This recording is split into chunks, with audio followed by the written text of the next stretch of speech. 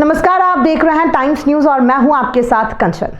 Indore collector Ashish Singh की अध्यक्षता में आज समय सीमा के पात्रों के निराकरण बैठक आयोजित की गई। इस बैठक में जिला panchayat CEO, idea CEO, ADM, SDM, तहसीलदार और संबंधित सभी विभागों के अधिकारी उपस्थित रहे।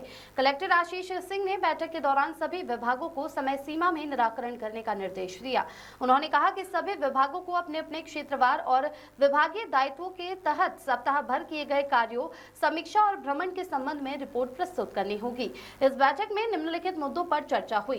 समय सीमा में निराकरण, कलेक्टर ने सभी विभागों को समय सीमा में निराकरण करने का निर्देश दिया। विभागीय समन्वय बैठक में विभागीय समन्वय पर चर्चा हुई, जिसमें सभी विभागों को अपने अपने क्षेत्रवार और विभागीय दायित्वों के तहत काम करने का निर्देश दिया गया।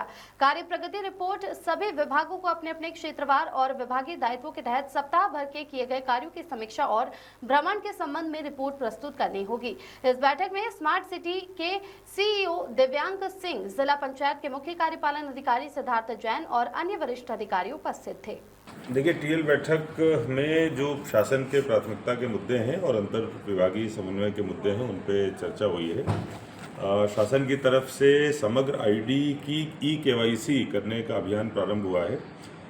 लगभग हमारे यहाँ 68 लाख के आसपास समग्र आईडी बनी हुई है, जो यहाँ की जितनी भी जनसंख्या है उससे काफ़ी अधिक है। तो निश्चित रूप से बहुत ज़्यादा डुप्लीकेशन है और ई-केवाईसी पे बहुत ज़्यादा हमको मेहनत करने की आवश्यकता है, खासतौर पर नगर निगम क्षेत्र में। तो आज नगर निगम की टीम को जिला पंचायत और दूसरी जो अर्बन लोकल बॉडीज़ हैं उनकी टीम को निर्देशित किया गया है कि ये समय लेने वाली प्रक्रिया है, लेकिन इसमें हम लोगों को बहुत युद्ध स्तर से काम करना होगा। इससे ये भी फ़ायदा होगा कि कुछ लोग जो ऐसे हैं जो अपात्र हैं लेकिन गलत तरीके से शासकीय योजनाओं का लाभ ले रहे हैं, तो वो भी पकड़ में आ सकते हैं।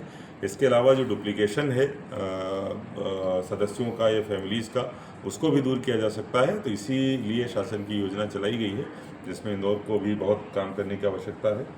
इसके साथ साथ जो ई ऑफिस का काम है कि शासन ने जो स्टार्ट किया है कि पूरी तरीके से फाइलें जो हैं वो कंप्यूटर के माध्यम से, ई ऑफिस के माध्यम से ही लाई जाएं।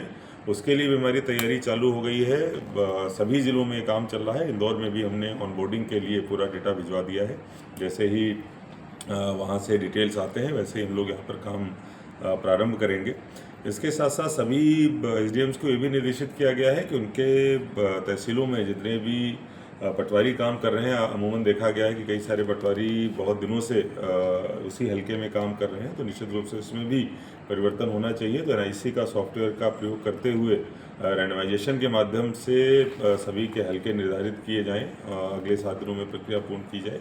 ऐसे भी निर्देश सभी एसडीएम्स को प्रदान किए गए हैं। जो रेरा की वसूली है आरआरसी की, उसके लिए बहुत विशेष अभियान चलाए जाने की आवश्यकता है, जिसपे सभी से रिपोर्ट अगले 3 दिनों के अंदर बुलाई गई है। इसके अलावा जो अन्य अंतर्विभागीय समन्वय के मुद्दे थे उन पर चर्चा।